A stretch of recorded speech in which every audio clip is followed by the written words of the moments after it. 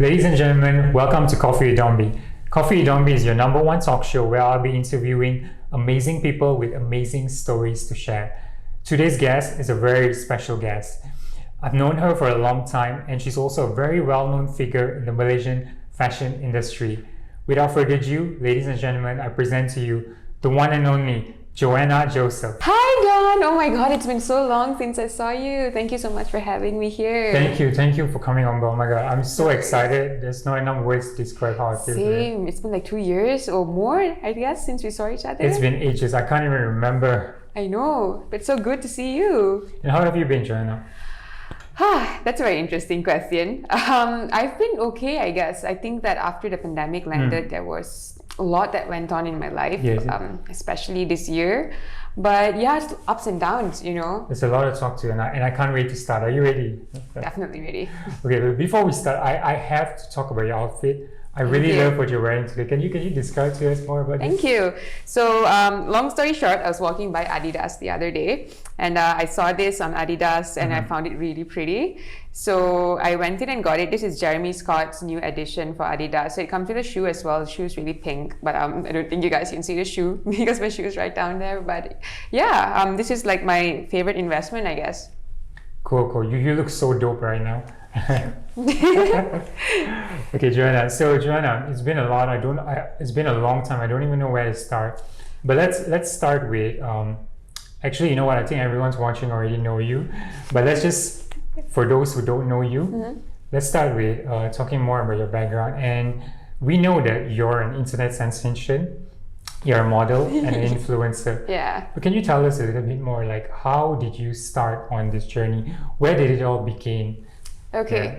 So for those of you who don't know me, hi, my name is Joanna Joseph. I'm 24 years old this year, and I currently just graduated in teaching. So I am a primary school teacher for now, and I plan to further my studies in the States if it's possible, depending on the current situation with the pandemic as well. So what I do besides teaching is I'm also a model, and I also act sometimes. So I'm just trying to see where that takes me in the future. Hopefully one day Marvel, DC, Netflix, never know. But yeah, big dreams, right? So you gotta work for it. Big. Yeah. So well, for the question of how I started, that takes me back to when I was a little girl. So I was born after 10 years of my parents' marriage, and I'm the only child, by the way. So for those of you guys who are the only child, you have one here with you. And growing up as the only child is very difficult, I would say, because it's not easy not really having like a proper support system kind of thing at home without anyone really to talk to or relate to. So I grew up pretty much lonely. And when I was much younger, I had this issue where I couldn't gain weight, and that was because I was a premature baby as well. So because I couldn't gain weight, my parents kind of bought like supplements and stuff like that because they started getting worried about how I couldn't gain weight. And that was when I started gaining weight, but a lot of weight. It was really scary because I had like a ravenous appetite. I couldn't stop eating, and my whole family is like a foodie family. So every day there would be new food on the table, and I would just eat, and no one told me to stop. I see. How was your parents' reaction when you started, suddenly putting on so much weight? Were they shocked, happy? They were happy. You're coming from an Indian family. I think that when it comes to Indians, like I have a grandma at home. So whenever I finish my food, she would like always ask me to eat extra, and I would never say no because I love her cooking. But yeah, they were happy. They never saw an issue with me gaining weight. So sorry, tell me about it, because I totally agree. Indian families are like, they will keep on feeding you, like my mom, she cooks, she cooks delicious food, but when I say like, Mom, it's enough, I'm done, she keeps on bringing, like. I feel you. Yeah, and she say it's okay, just eat your lunch, you don't have to eat dinner, but when dinner comes, she bring more food, I'm like, it's the same. You lied to me. It's the same thing. But I guess that's where the love comes from, right? They enjoy us eating and being happy and healthy and stuff like that. But yeah, for me, I kind of became obese after that because like I never really took care of my weight. So that led me to putting on like a massive 20-30 kgs when I was very young itself. I think when I was at the age of 7, I was about 60 kgs heavy already. And I was the biggest in my school too.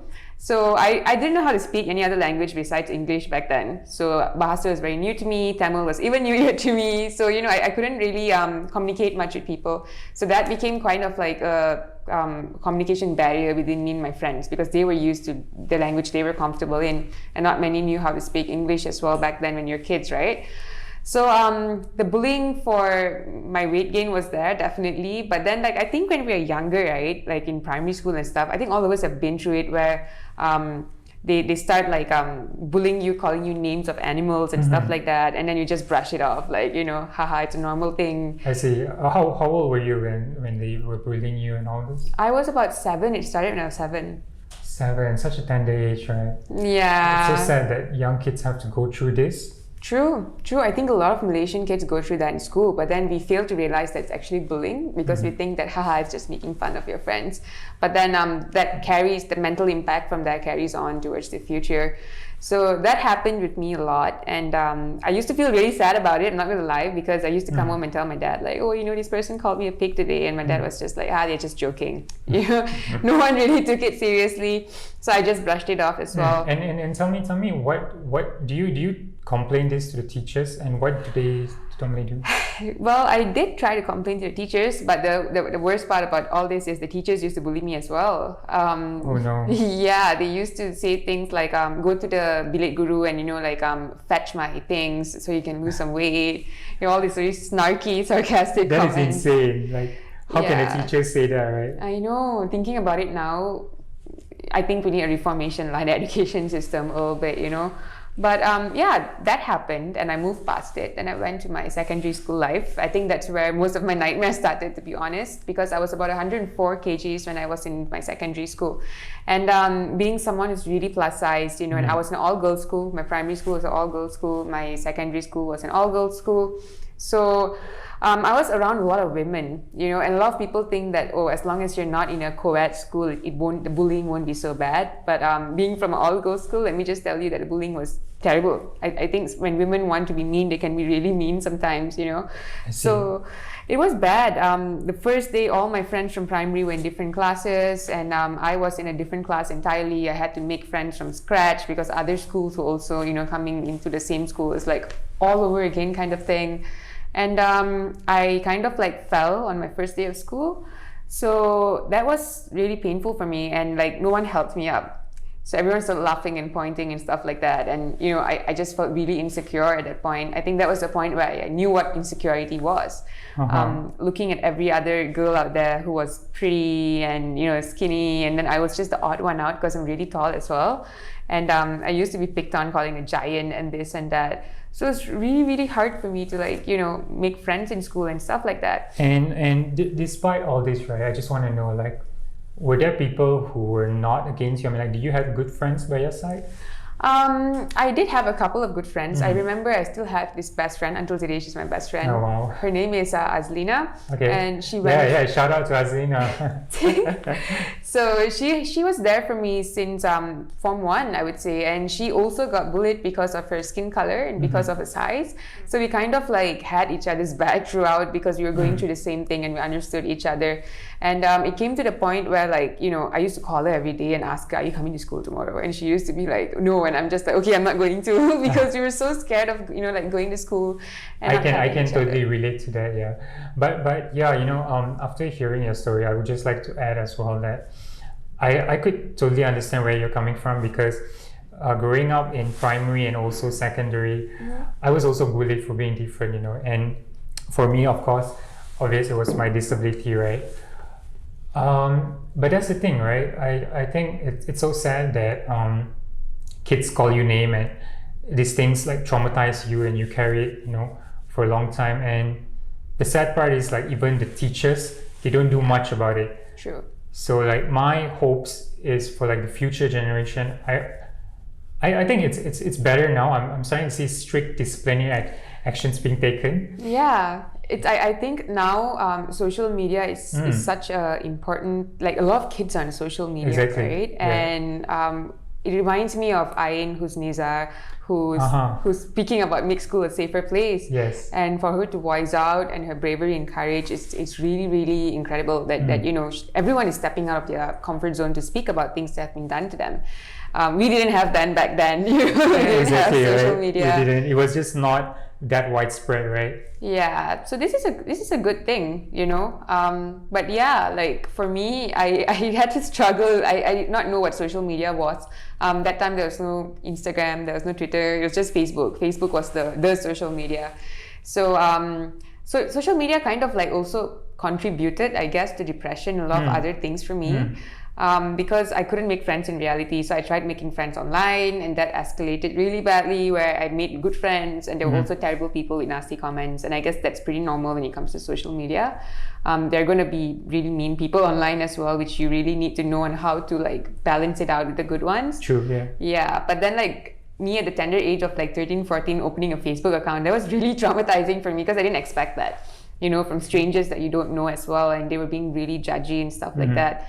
And I think especially you, right, being an influencer, everything you do, you just get commented on, right? Yeah, like at this point, yeah. Back then, it was mostly about my weight and, you know, like how I looked ugly and stuff like that. And now it's pretty much the same thing, I would say. It's about how I look like right now, how my body's not perfect for modeling, how you know, my face looks like orang cakap muka ponda, and you know, all this kind of stuff. I get that on a daily basis. It's crazy, and sometimes it angers me as well, because being a part of the community myself and the LGBTQ community, and having so many friends in the community, it's really sad to see all of us being targeted in a way where we are being discriminated because of our sexuality or because of something that we believe in, you know. Right, so that's what's happening now. But back then, going through the whole thing, and then there came a point where I just told myself that, you know, I'm sick and tired of being this person, and I needed to change myself, I guess, you know. And I didn't have the money to go to gym or have a personal trainer or anything, so I told my dad that I wanted to lose weight, and he was the only one in the family who was supportive. Everyone else was a little like, haha, you're not going to be able to do it, because, you know, I've tried before and it didn't really work.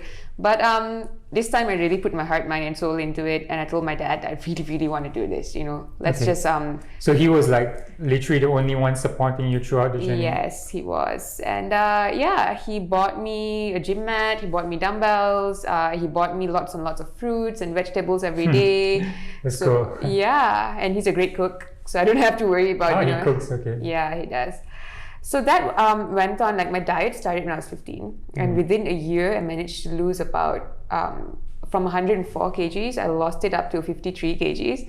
So that was really surprising for me, because I didn't really expect that to happen. I just followed my routine. That is huge. That's a huge loss. That is. And like, but together with the loss, there came other stuff as well, like, you know, stretch marks and excess skin from weight loss and stuff like that. So I was a little insecure about that. I was just like, oh my God, I want to lose weight. But then, like, you know, now I have these additional stuff on my body. But over time, I guess I kind of like accepted myself for it. I guess that I felt that it's a part of me, and it's also proof that I lost the weight and stuff without going under the knife or, you know, anything. And honestly, after losing weight, there were so many people who came up to me saying that, you know, oh, she went for plastic surgery, she took medications, and, you know, all this kind of stuff. And that really made me sad, because I knew how hard I worked to, you know, lose off all the weight. But then, yeah, I guess I put it at the back of me, and I progressed after SPM. Someone approached me saying I should try modeling, and so that's like the turning point of your life, right? Yeah. So that was very weird for me when someone said you should try modeling, because I never pictured myself as a model before this, you know, like being someone who's plus size and bullet, you don't really have that image of yourself as a model, even though you lost all the weight, right? It's like you carry that old part of you with yourself, and every time you look in the mirror, you see the old you don't see that transformed you. So she told me, try. So I said, okay, I'll try. And then like I tried it out, and I had really good reviews. So that was when I started joining pageantry, and Miss Selangor Earth was my second pageant, and it was the most memorable pageant of my life, because that was when I won my first crown, and that was also when my story went worldwide. So my manager posted my weight loss transformation story online, and to my surprise, it reached out all over the world. It was crazy. I didn't expect that to happen, you know, and lots of people related to it. So let me just backtrack a little bit. We've gone so far into your modeling, but I just want to backtrack because I just remembered something I want to share to the audience. Do you still remember how the first time I met you?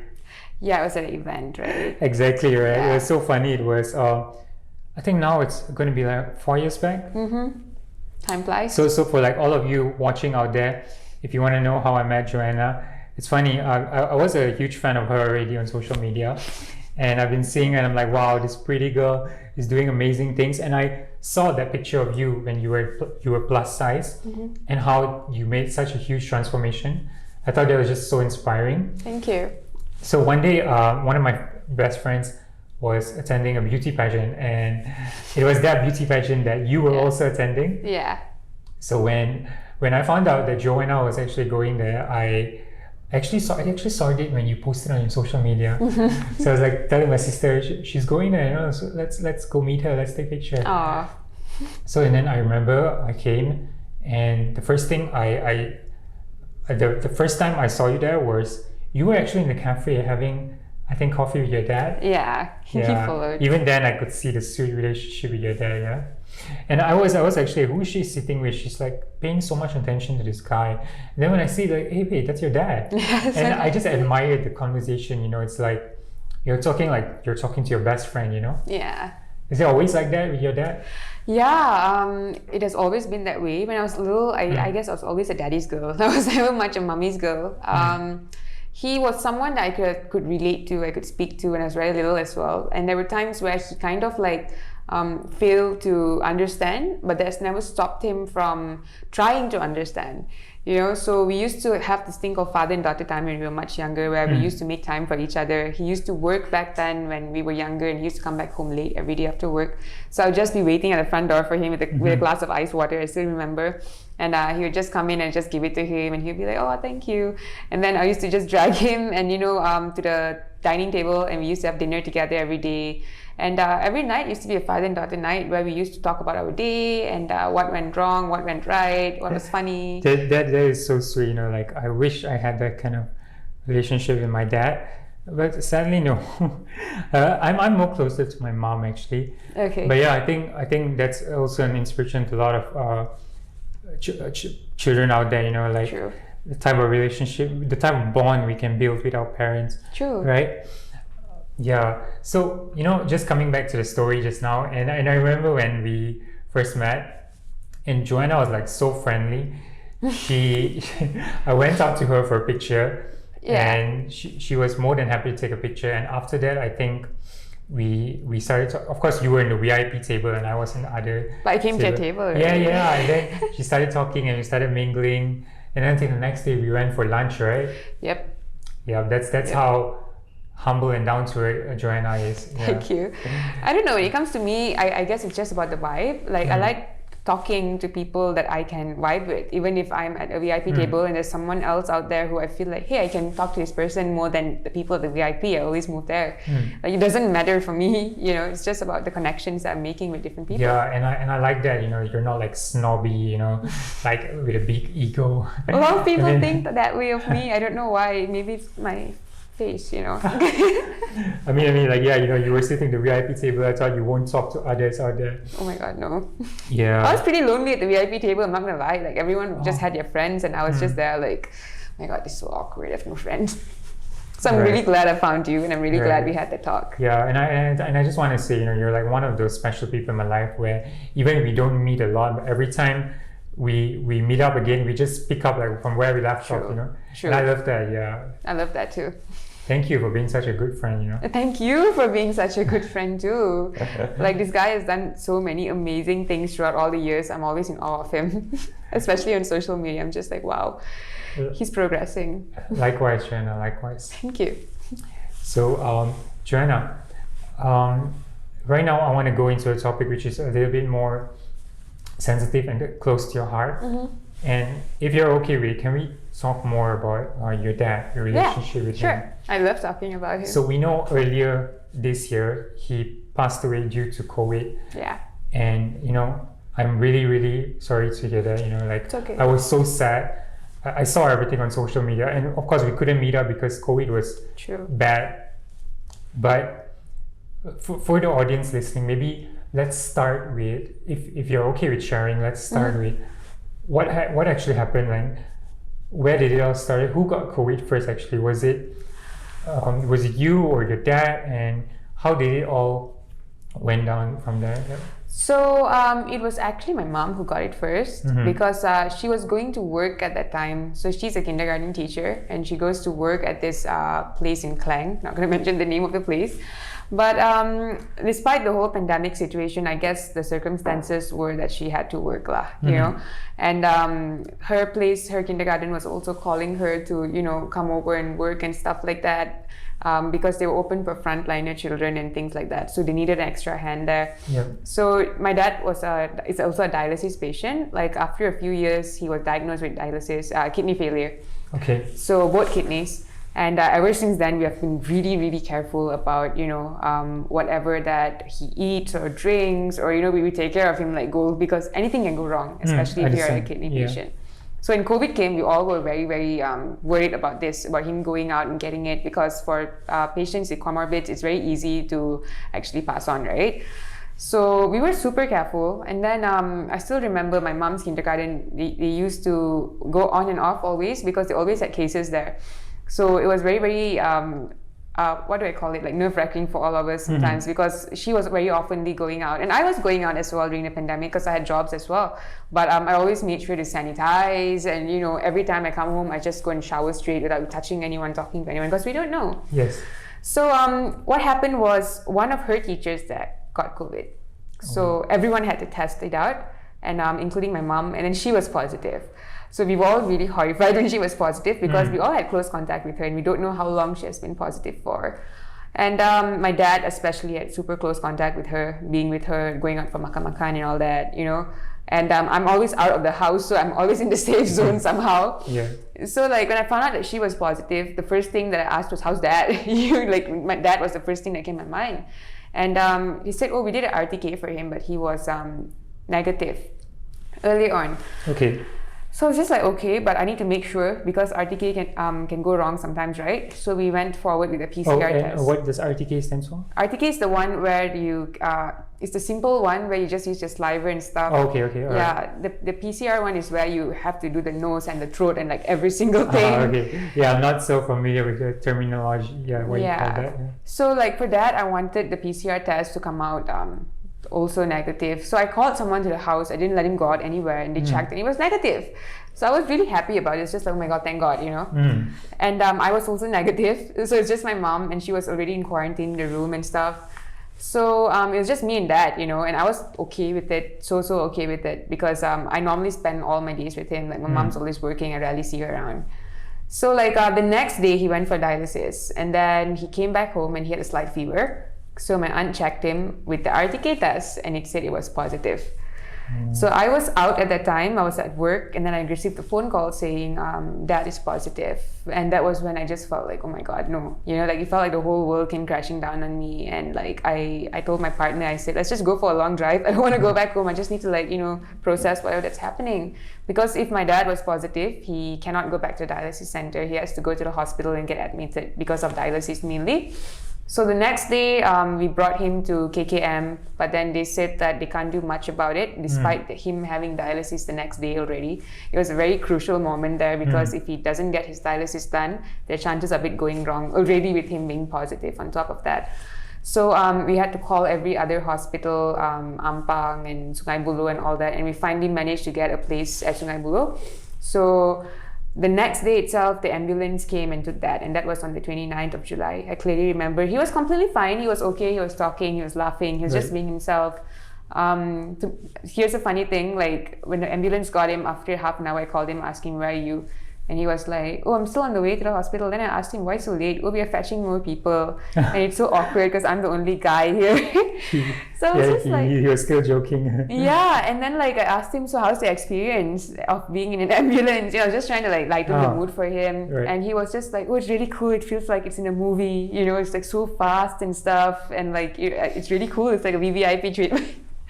So I was just laughing, thinking that wow, my dad is he seems to be okay even if he's put in such a situation, and that has just simply been him ever since I knew him.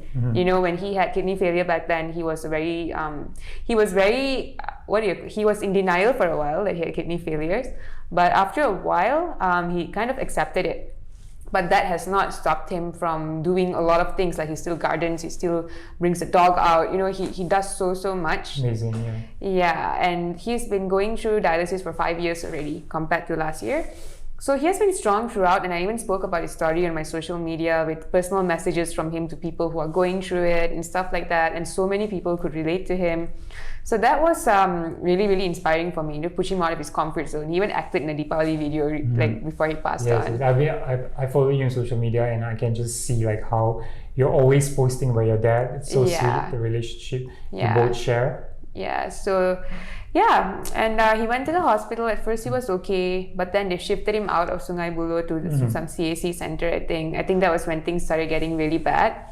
And his infection rate started increasing as well, and he had breathing difficulties and stuff. But then like when I asked the hospital, they said we couldn't do much because he's not at a critical stage yet to move him to the critical ward. He still seems okay. So that was when I think his oxygen started dropping at first. It went down to like 70 if I'm not mistaken, and only then they rushed him back to the critical ward. So he was under the high oxygen flow kind of thing.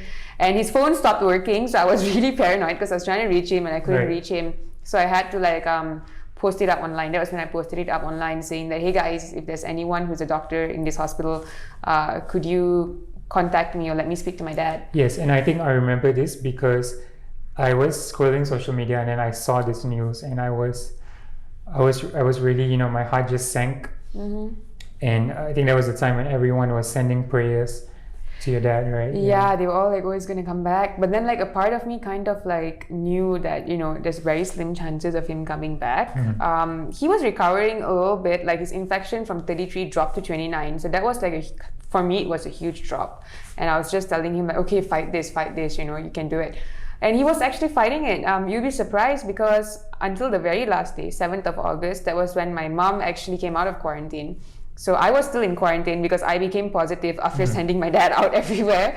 But I didn't mind, to be honest. I told myself that it's okay if I'm positive because I know my body can handle it, but I'd rather him be okay more than me being okay at that point.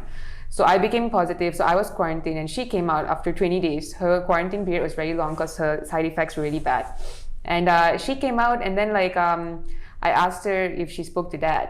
So dad has been contacting me throughout his days in hospital. He refused to talk to anyone else, and it was just me the whole time. Whenever he's feeling something or whenever he needs someone to talk to, he's always calling me. So my mom never really got the chance to speak to him. And finally she spoke to him on the 7th of August at about 10 in the morning, I guess. So she told me that, oh, he's doing fine, you know, like he told me he really wants to come back home, but then like he's okay and he's a little bit tired, but besides that he's okay and he's just his usual self. And the last thing he told me was, I'll see you when I see you. So I said okay, and then I tried calling him at 12 at that time. I couldn't reach him, so I was thinking that, oh, maybe he's going for dialysis or something. And then like at 12:20 p.m. on that day, we got a call from the hospital saying he passed on. So it's very weird because when I asked the doctor what happened, the doctor said 1 minute he was okay, he was talking, laughing and all, and then when he came back to check, he was already unconscious. So it kind of felt like meant to happen kind of thing. Right. And it was a very peaceful passing as well. Like he looked really peaceful himself, so I guess it was a good thing lah. Right. And what was his last words to you? Could you? Wow, his last words to me was the night before, where I normally call him every night to pray for him before he goes to sleep. And sadly, his last words to me was, if you can't bring me home, don't call me. He always wanted to come back home, you know, and he always thought the issue was not his dialysis. He always thought it was his oxygen tank. Right. So he told me, buy me an oxygen tank, keep it in the house. And I'm just like... But I just love your dad's spirit. And he sounds like such an amazing man. I wish I had the opportunity to meet him. We all will one day. Yeah. Yes. And you know, I think there's nothing to be sad of because you were with him every moment, you know, like how you were telling me on the phone call and all. So yeah, True. I'm sure he'd be proud of you and everything you're doing today. I hope He's so. always watching you. I hope so. I always tell him, since you have all the power now, you're like a superhero, right? After you passed on. Right. What you can do is you can probably help me out in whatever I want to achieve, and probably just give me, more. Like I always have this thing where I feel that when someone passes away, right, they're not entirely gone, kind of thing. Yeah. They just gain an extra superpower where they get to monitor you more, and they're always there to take care of you if you're in danger or anything, because they can always watch you no matter what. Totally, I totally agree with that. Yeah. So Joanna, we've talked about your dad, and I also want to talk about another special person, and I think we both know her. She's been a close friend to us. Let's talk about our friend Nadira, the late Nadira Vasuya. Yeah. Yeah. So could you? I've known her for a long time. She used to be my business partner as well, and I started our inclusive modeling agency, Dawn Management, and she's an amazing girl with a big heart, But I know that you also share a very close relationship with her. Yeah. Could you tell her how did that start out? Like, I was surprised that you both actually know each other at first. Yeah, it was all online, it's all social media. I came across Nadira's profile a while ago, I think when she was in Miss Amazing Malaysia. And I was so in awe of her because she was always laughing and smiling. And I checked out her profile and I saw that she was doing so much despite whatever she was going through.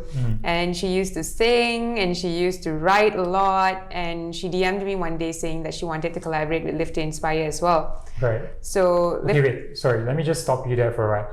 To all the audience watching, if you don't know who Nadira is, she's actually a close friend of ours, and she's disabled. She has osteogenesis imperfecta, but her disability don't have her because she just soars high in the sky. She's amazing in everything she does, and she's been an inspiration to all of us.